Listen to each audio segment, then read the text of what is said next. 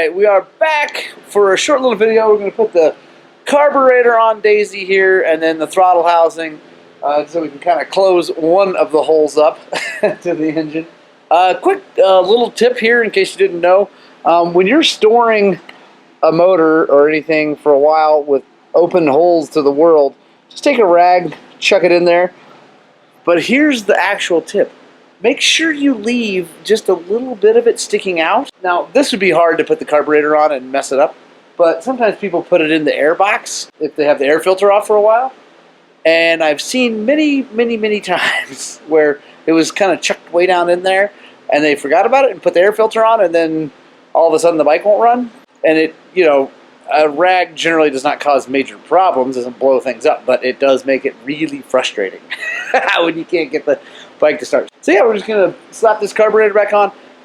It is, just so everybody knows, if you haven't seen all our other videos, we run the Mikuni TMX 38 with the JD needle in it, and we put the JD jet block gasket kit in it, and this thing runs awesome. Gets great fuel mileage for a whole lot less than an Electron or a Smart Carb. Big fan of these things with the JD stuff in it.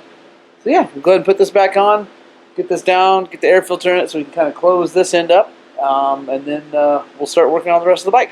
So one of the keys to dealing with carburetors, is getting them on and off, is getting everything out of the way. If you look up here, you can kind of see that the subframe, we got the subframe up and out of the way. If you watch on all the other videos, it looks like the tail is way up in the air. Anyway, that's up and out of the way so that we got plenty of room right here. And with this style, the PDS style, the shock doesn't cause any problems. Now, a lot of four-strokes, that's not the case. You got to move the shock out of the way, which is definitely not awesome, but not that huge of a deal either. So get that in there. Just tuck that like that. Now when you're dealing with carburetors too, I like to just make sure I tighten everything down as I go instead of like, oh, I'll wait and come back and get this, because I have seen these left loose very many times. You don't want this loose because it can leak air and then, more importantly, dirt, and then ruin motors. So I like to get things tight as we go. So that is a 6mm guy or a flat blade.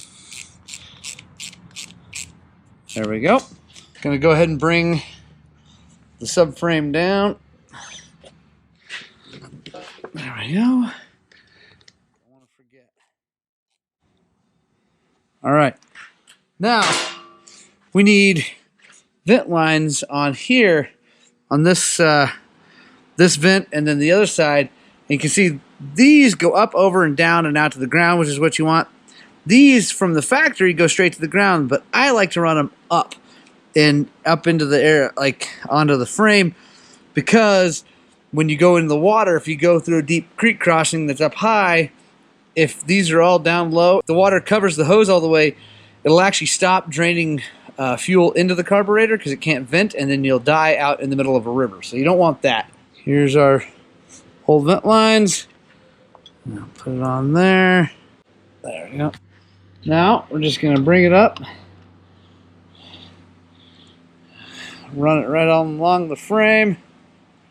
Now that we got her here, you see we got to run it up. We're going to zip tie it up to here to keep it out of the way, and then the cool guy KTM little holders will hold it up top. But by having it up here, it's completely out of the way of any water, and if any water gets all the way up there, then you've clearly got bigger, way bigger problems.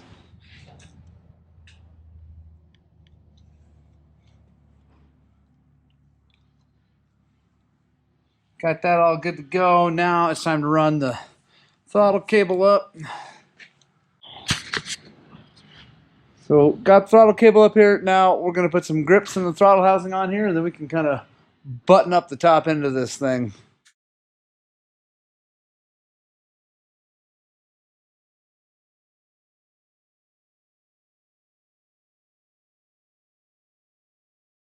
So we put the plastic on the back end. Got a nice cool white fender. Haha, that's awesome. But yeah, we got the carburetor all situated. Got the vent lines where we want them. Now we're just going to route this throttle cable up and get the throttle on with a nice new cool guy orange grip. I really like using these lock-on grips. The KTMs now come with them. I stick with them when I switch it up because they're just really handy. And honestly, so this new style throttle housing for KTM is actually super easy to work on. Now, I guess it probably doesn't get quite the smooth pull that the Domino did. The Domino is really nice and easy to pull. This one's a little bit harder, but it's way easy to work on. So I guess you got to give and take, right? Because you can just leave it apart like this.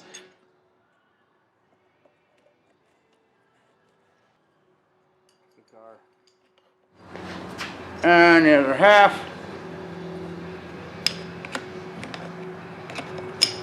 Pretty slick way to set that up so you can have it all apart really easy and really fast.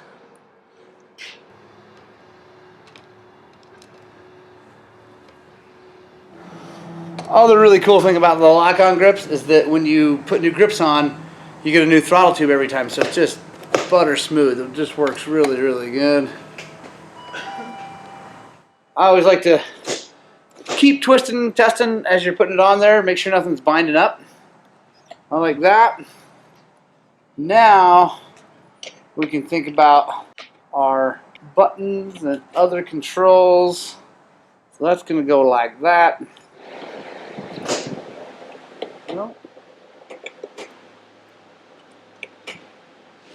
When you're dealing with controls, first of all, it's all very much a personal preference. Second of all, it's all movable, right? You get it on there, get it close, make sure things are working.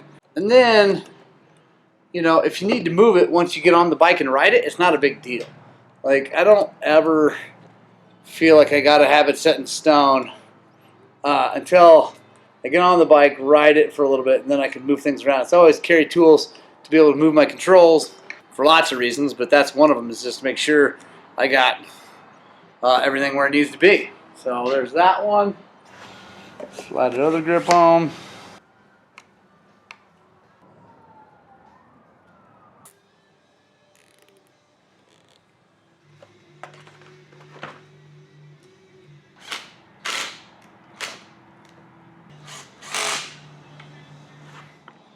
Alright, so remember how I mentioned how slick the motor-minded light setup was? Again, the light itself and the little box is from Baja Designs, but the mount and the way it goes together is all motor-minded. Chris Vestal over in the Front Range came up with this, and it is awesome. Like, seriously, just plug and play. This is the stock wire on the harness on the KTM. That is on the motor-minded light. That is all the wiring that you have to do with the motor-minded light. It is awesome. And again, this is the XL Sport light, so it's 3,000 lumens, I think is what it is. Anyway, runs on the stock stator, stock everything. You just plug it in and go. It is seriously an awesome setup. So it's plenty of light.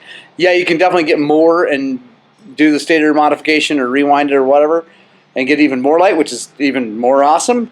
But if you don't want to deal with that and you don't want to spend the money or the time, then that is all you need. It's really, really cool.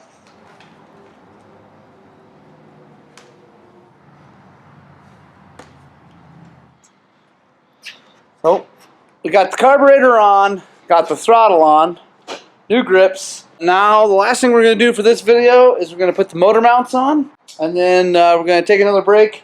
And the final video, we'll be getting it all the way back together and firing it up and taking it for a ride.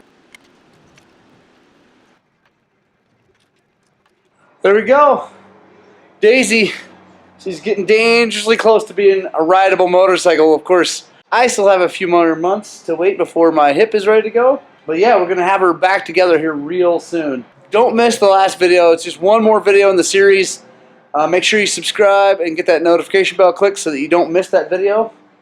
Where we go over everything else to put this thing back together. Pipe, seat, tank, fire it up, tune it, make sure everything's good.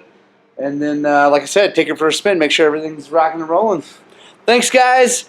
Hope this has been fun for you. It's been great for me. I love freshening up a bike. I like taking one from the ground up and just making sure I know every last piece and part on it. So yeah, share this thing if you think it's awesome and you've got friends that need to see it. Give us a thumbs up and have a great day. spread the gospel of two wheels, and get out and ride your dirt bikes.